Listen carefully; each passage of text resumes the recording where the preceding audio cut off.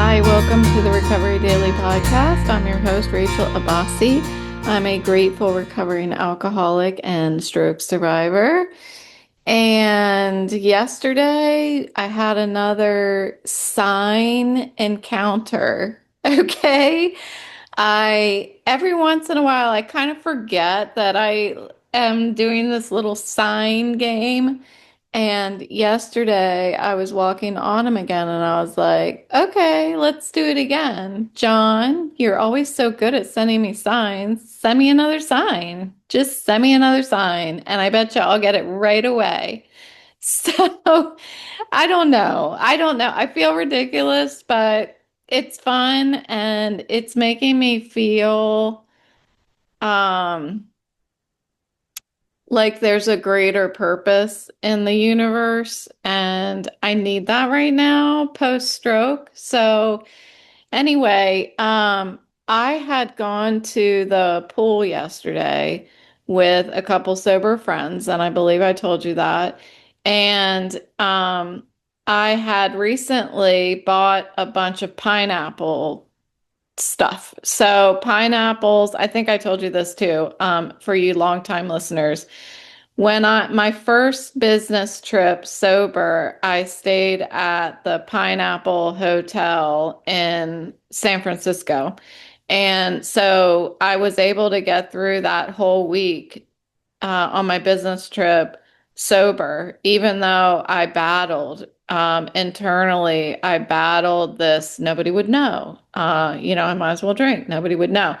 And I didn't. And that was the trip that I recognized that, who would know? I would know. And if I'm going all in on this higher power thing, my higher power would know. And that kept me sober. And I was super proud of myself. It was really just a gigantic accomplishment. One of the greatest accomplishments of my life was going on that business trip and staying sober in early sobriety by myself. And it empowered me. I felt like I was gonna be okay, and my sobriety was gonna be okay, that I could do it. If I could do it once, I could do it again. And I have ever since then, so far. So the pineapple has always been representative for me of my sobriety. It's just an encouraging symbol for me. So I tend to be drawn to pineapple stuff. So yesterday, when I went to the pool with my friends, I wore my yellow bathing suit and I wore this pineapple skirt, which just happens to be hanging behind me. So if you're looking at the video, um, so I wore that yesterday, and when we were leaving from the pool, I said, "Oh, do you love my skirt? It's pineapples. Do you know my pineapple story?" And so I started telling them. They said they'd heard the pineapple story. So fast forward, I'm walking Autumn. I say to my old friend John that passed when I graduated from high school. Um, I said uh, it's weird to say that. I said to this person who doesn't exist, I don't know. And that's what I'm trying to explore in my brain, is having some kind of faith, some kind of belief and stuff. So that's why I read the science book. So I've been playing around with these signs, and I said, John, you're always so good at immediately sending me a sign. So it's your turn. Send me a sign. Send it right away. I expect it right away, or something like that. So I come around the corner. I mean, it was instantaneous, okay? So I come around the corner and I notice a can um, sitting in the grass by the school. And I've been trying to make it a point to pick up trash when I'm out. I don't know. I feel like it's who else is going to do it, right? Who else is going to pick up somebody else's can that somebody just threw? So I walked over there and picked up the can, and it was pineapple Fanta. This was like a minute after I said send me a sign.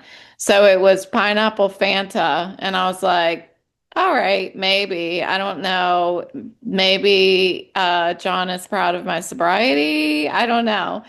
And then so I picked up the can and started walking towards the trash can, and there was that motorcycle e-bike again. Oh, I have not seen that bike except for on the days right after I say John sent me a sign. And there it was. So there you have it. And so my my theme today for this episode is about if I'm not looking for it, I'm not going to see it. Um, I I was talking to my psychiatrist yesterday about all of the stuff that I shared with you yesterday and how we we eventually ended on this idea of I enjoy looking for signs. I enjoy exploring, getting to know my higher power, my concept of God, and I'm it's the only thing that is making me feel better with my fears that are just stuck in my head, my fears of death and my fears of, everything I shared yesterday. The only thing that's making me feel better is this open-minded and willingness that I'm having towards exploring something bigger than myself, that there is some sort of energy around us. When people pass, there is something that's left over for us, and that we can't see it, we can't hear it, that we can't touch it, but it's something that's beyond our senses, and it's something that whether it's real or not, it's giving me some kind of peace. And it's helping me come to terms, I think, with life and the impermanence of life because I'm giving it in a way, right? I'm giving it a permanence. And I need that. And if that's what I need and I'm able to do it, then there's nothing wrong with it. So something that my psychiatrist said yesterday was really, really struck me.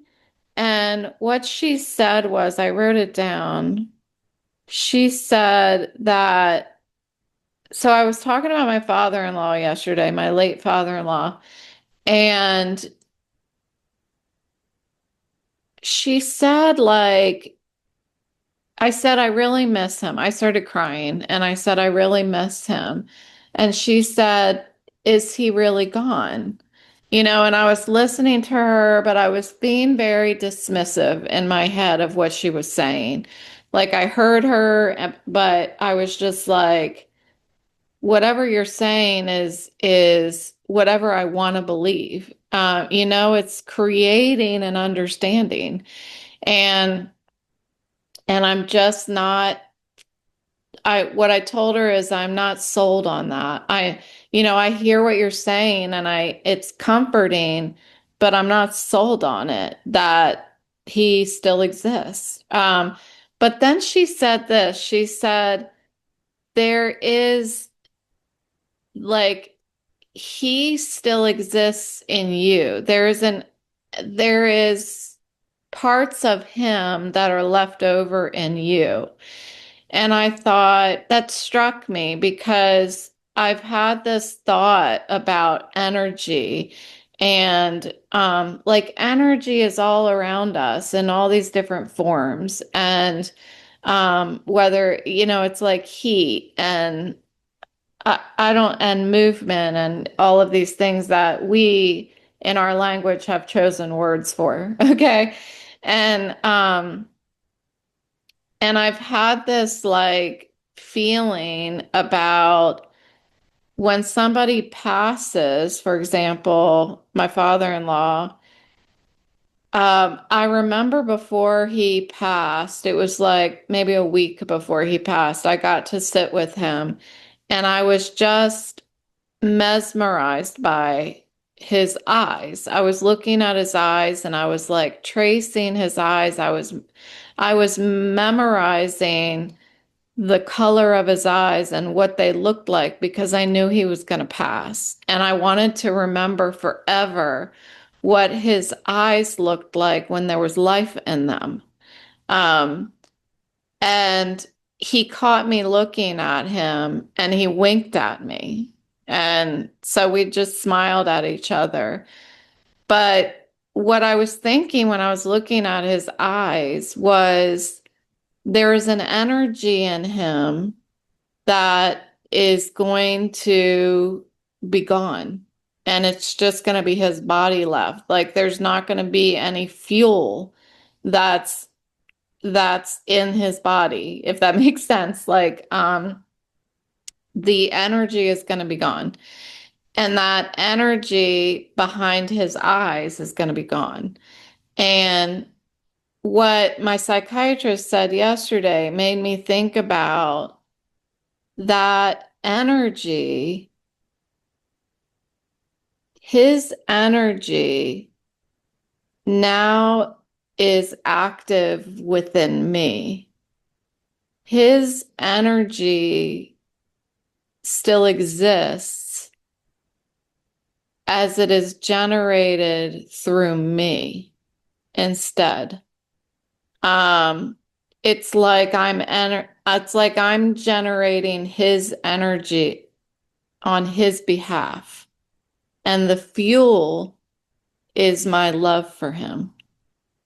And I liked that. I liked the idea of that.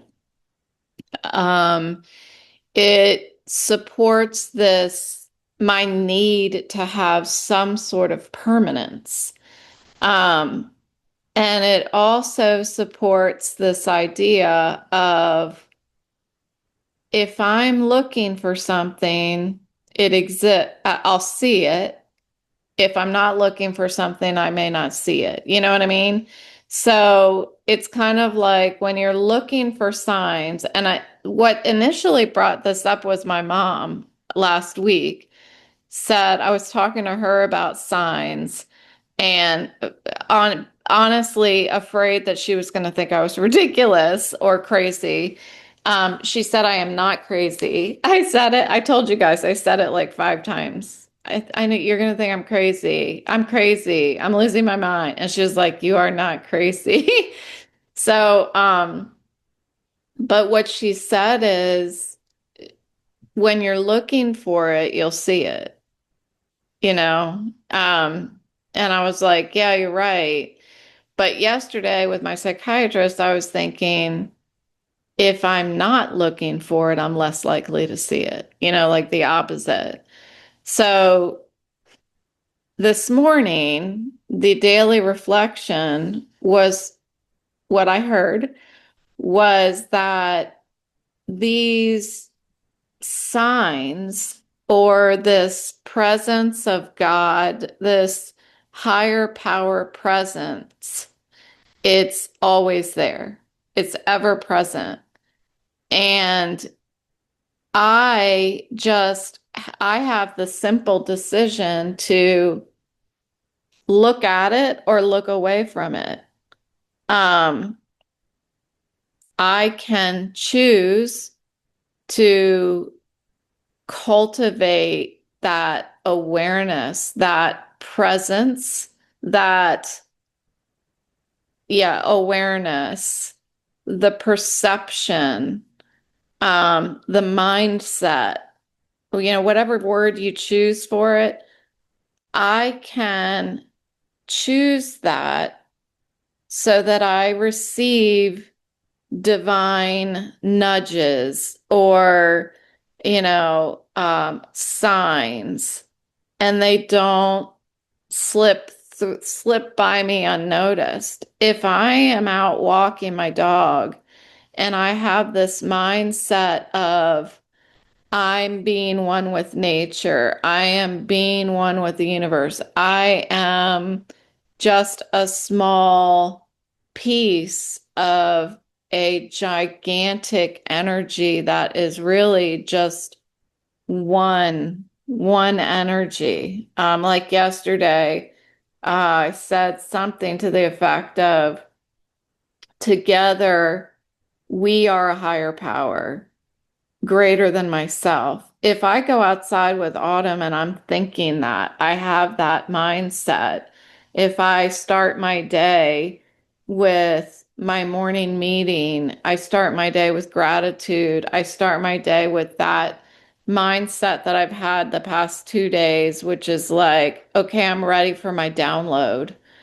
Um, then I walk outside with Autumn and take a deep breath and notice the sunshine and the green trees and just like the amazing life that is living and breathing around me, then I'm more likely to feel that connection.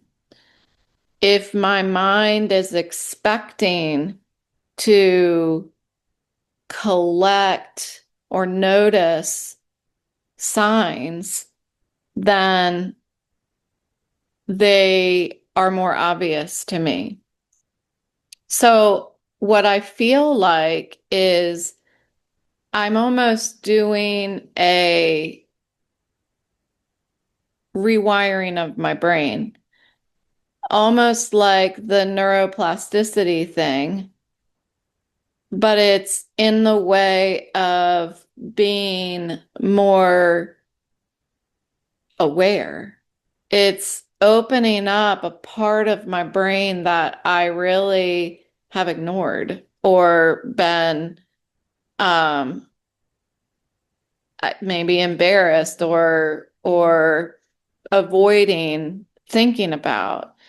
But if I practice looking, if I practice being more aware of my presence and my role in the universe around me, I start feeling like that I play, yeah, feeling more like I play a role. I feel like um I feel like I can receive and give, if that makes sense. So what it requires of me though is a little bit of surrender. And that's not to say that things don't happen when I'm not paying attention. It could be that uh, I'm walking outside with Autumn and I'm thinking about the photographer has to come take pictures of our house or something like that. And I look over and I see a deer or I see something that symbolizes something for me. Um, then it almost like reminds me, pulls me back in and reminds me of my connection with the universe. So sometimes that grace can find me. I don't always have to meditate, go outside and I don't have to be like that. I can also be in the mode where I'm receiving reminders. Like I may have a sudden memory of something that jogs my connection.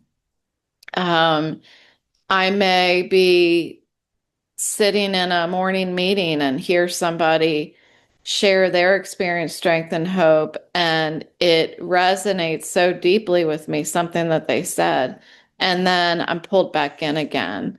Um, I think for me, the only way that that happens is if I like tune myself every morning and I make sure that my energy is calm and that I don't have any barriers.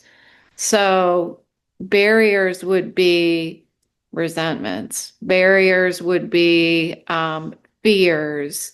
And I think that's been my biggest barrier lately is fear. Um, I feel like I'm alone and I feel like the world is moving on without me and I don't know what to do. Um, and I'm trying to keep being a part of my fellowship.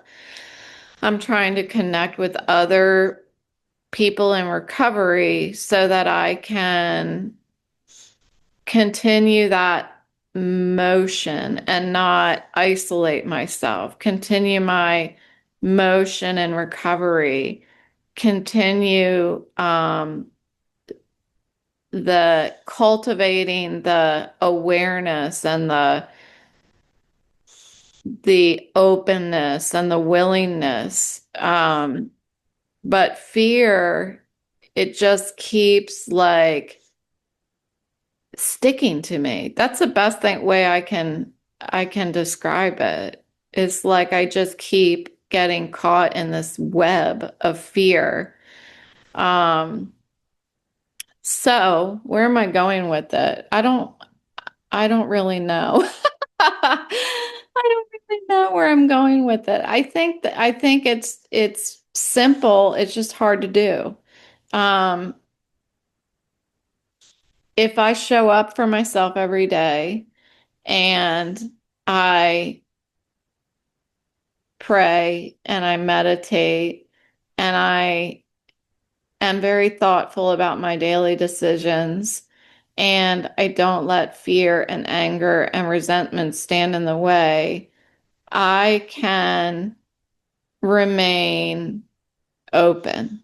I can, it's like my antennas, my spiritual antennas are extended and I can feel, hear, and see my connection with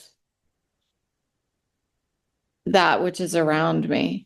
And that's what I'm trying to do. I'm trying to get outside of myself and allow visual cues and auditory cues to elicit joy and connection with people that have passed because I keep feeling like when someone is gone, they're gone, and I can't seem to handle that. This is all because, I mean, I've always felt this way, but it's just been exacerbated by my stroke. And I know that I can't be alone in that. I know that, and I talked to my husband about it a few days ago, how people have these like, what do they call them? Like something with death. They're grazed by death. No, they're, um, a run-in with death. No. Emily, I know you know what I'm thinking. Uh, anyway, they have a near-death experience. They have a different outlook after that. And that's what I feel like. I feel like I have a different outlook. And as much as I see the opportunity for living more joyfully than I ever have, more open and willing than I ever have, I have a lot of fear that I've got to get through before I can get there. But I think once I'm able to get through it, I think that I'm going to be able to feel more connected to the people that are still here so that when they're gone, it's not as devastating for me, that I will feel some sort of serenity in just how in the circle of life and how it exists. Um, I know, like coming full circle, I know for sure that love is fuel. And I feel that love is my connection to everything, whether it's still physically here on earth or it is just an energy that I'm carrying within me, that I'm carrying on within me, like with my father-in-law. And awareness can only be switched on if I look at my fears and look at my angers.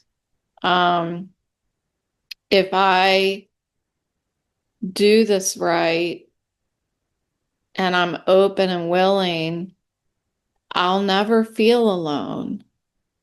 And that's my goal, is when I'm by myself to not feel alone, because I'm alone a lot and it gets challenging. And I know a lot of you are alone a lot also.